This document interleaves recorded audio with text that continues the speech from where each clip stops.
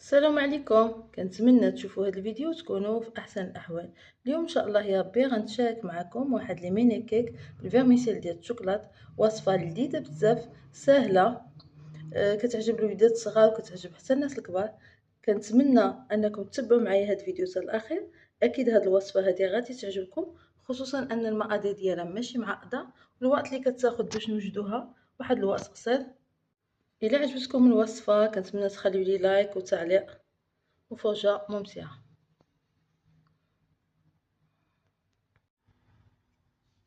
بالنسبه للمكونات اللي غنحتاجو لهذا الكيك هذا، مكونات بسيطه بزاف.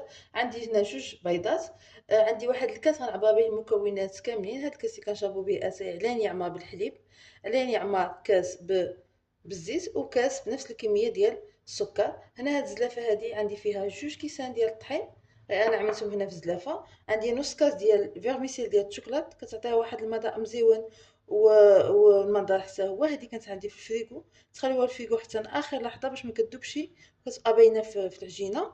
عندي هنايا واحد شويه د الملحه وخماره ديال سمنه وفاني. عملوا اي نكهه بغيتو، مي هادو كيتواساو كيجيو مزيونين. الطريقه سهله. اول حاجه كنعمل البيض، كنزيد عليه السكر، هاد شويه الملحه باش كنحسنوا الذوق، وكنخلطو مزيان بواحد الخلاط يدوي، ولا كان عندنا الباطور نعملوه، مي هذا كاسي. نحركو مزيان حتى يذوب عندنا هاد السكر ويبدا اللون ديال هاد البيض يتفتح شويه. عاد نوقفو التحريك. من بعد ما كيذوب عندنا السكر غادي نزيد الزيت،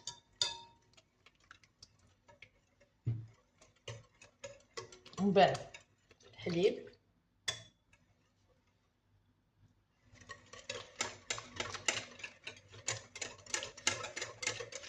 نضيف هذيك الساشيه ديال فاني،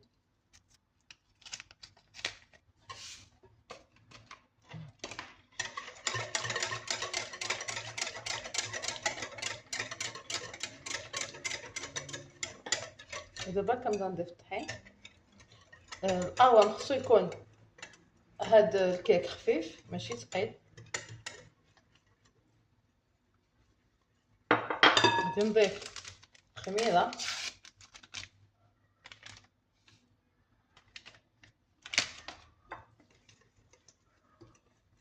كنحرك مزيان حتى يتخلط عندي الطحين.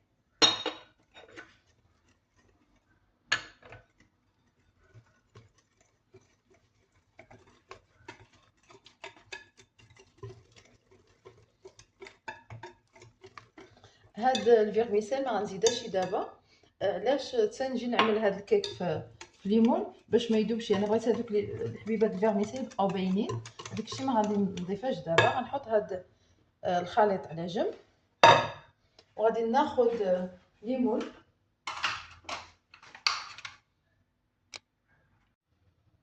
بالنسبه لليمون اللي غنعمل فيهم هاد الحلوى هما هادو. يمكن لكم تعملوا اي مول كيعجبوكم، مي هادو كيجيو مزيونين. كنا نعمروهم بالكريمه، كنا نعمروهم باش ما بغينا. موجودين كيتباعوا، كناخذوا منهم واحد العدد وصافي، كيبقى عندنا كنخدموا به دائما.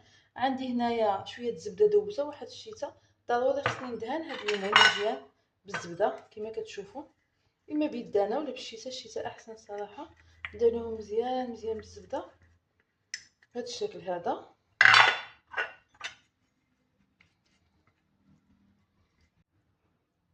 من بعد ما دهنت هاد الليمون هادو كاملين بالزبده، صافي كملتهم كاملين. دابا غادي نضيف هاد فيرميسيل ولا الشعريه الشوكولات، وغادي نحركها غير واحد التحريكه خفيفه. بحال اللي قلت لكم، كل ما حركناها كتذوب. انا خصني هادوك الحبيبات يبقاو لي باينين كما كتشوفوا بهذا الشكل هذا. نتمنى يكون واضح. دائما كنحركو من تحت لفوق باش ما كتهبطناش الكيك. شوفوا القوام ديال الكيك ما خصوش يكون ثقيل، خصو يكون هكا خفيف باش يجينا هشيش وياخذ الشكل د الليمون. بهذا الشكل هذا عملوا هذا القياس، غادي يجيكم ان شاء الله يا ربي ناجح. الوقت اللي كنكونوا كنوجدوا هذا الكيك، كنسخن الفران على 180 درجه، كنشعل عليه من الفوق والتحت، كنخليه يسخن. غادي نعمر هاد لي كيك هادو، هاد لي مول هادو بلا ما نوصل حتى الفوق، يعني غنعمر غير واحد الكميه حيت هو مازال ان شاء الله يا ربي غيتنفخ بهذا الشكل هذا كما كتشوفوا. نخلي واحد سنتيمتر تقريبا. صافي انا كملت لي مول ديالي عمرتهم كاملين كما كتشوفوا، ما وصلتهمش حتى للفم طبعا لان هاد الكيك غادي يتنفخ. الفران عندي سخون على 180 درجه، غادي نشعل عليهم من الفوق والتحت.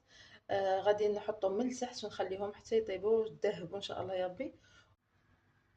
الوقت اللي كتكون عندي هذيك الكيك كطيب في الفران، عندي هنايا الكريمه، 2 كيسان د الحليب، نفس الكاس اللي عبانا بين المقادير، 2 كيسان د الحليب. عندي نص كاس ديال الكاكاو مود اولا 2 معالق كبار. عندي كاس لاروب ديال السكر، يمكن لكم تزيدوا ولا تنقصوا السكر. وعندي نص كاس ديال مايزينا، واحد 2 معالق ديال الزيت باش يعطيوني البريو لهاد الكريمه. وهنا عندي واحد 6 طيفات ديال شوكولات اولا 50 غرام ديال شوكولات. هادو هما المكونات اللي غنحتاج في هاد الكريمه. الطريقه ديالها ساهله، غادي نخلط المكونات كاملين من غير الشوكولات طاف والزيت نخليه هو الاخير. نعمل الحليب، السكر،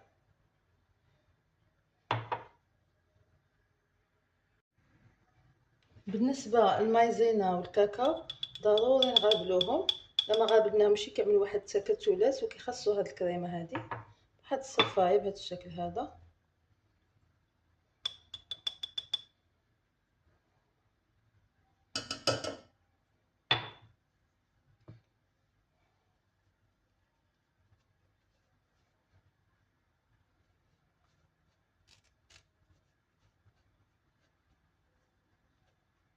صافي.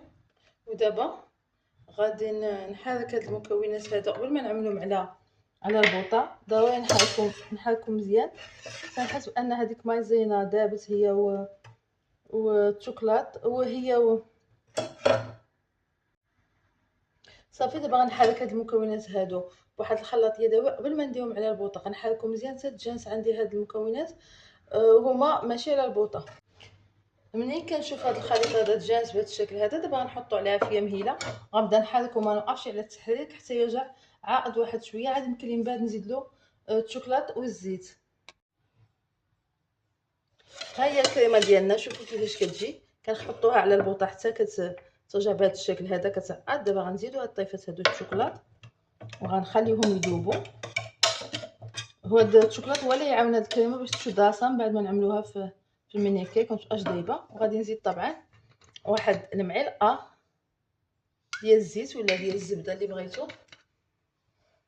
صافي. وغنستمر في التحريك حتى يذوب عندي هذاك الشوكولات، وهكا كتكون الكريمه ديالي واجده. ها هما لي ميني كيك ديالنا من بعد ما خرجتهم من الفران. كنخليهم حتى كيرجع اللون ديالهم ذهبي بهذا الشكل هذا، وكنخليهم حتى كيبردوا. ضروري عاد يمكننا نحيدوهم باش ما يتلصقوش. ها هما كيفاش كيجي الشكل ديالهم زوين وكيجيو كيشهيو. دابا غنخليهم حتى يبردوا مزيان ونعمهم بهذاك الكريمه ولا نزوقهم بالكريمه نعمل بهم الشكل اللي بغيت.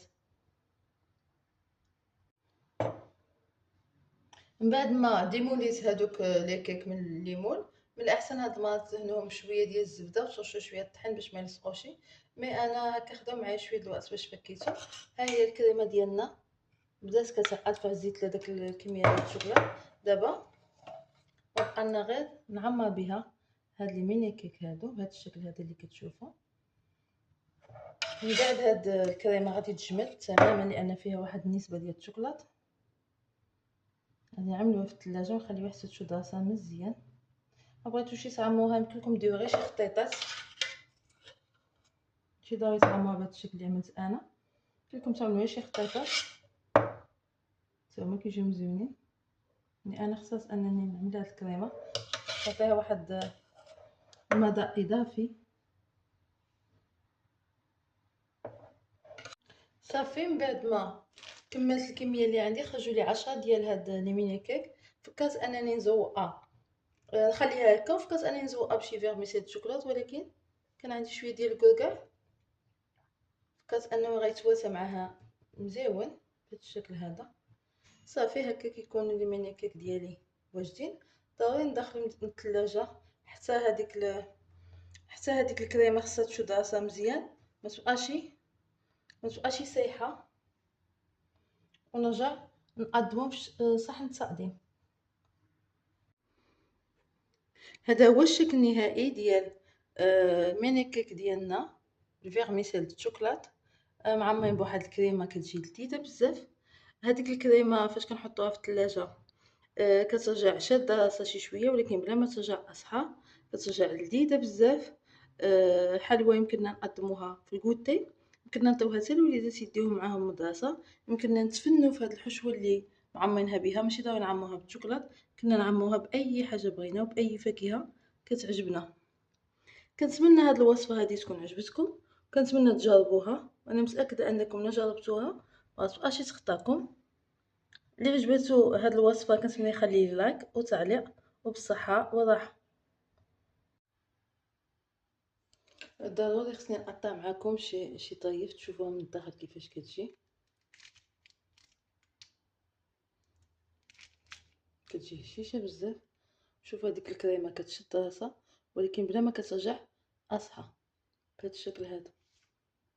صراحه كتفسح الشهيه ولذيذه بزاف.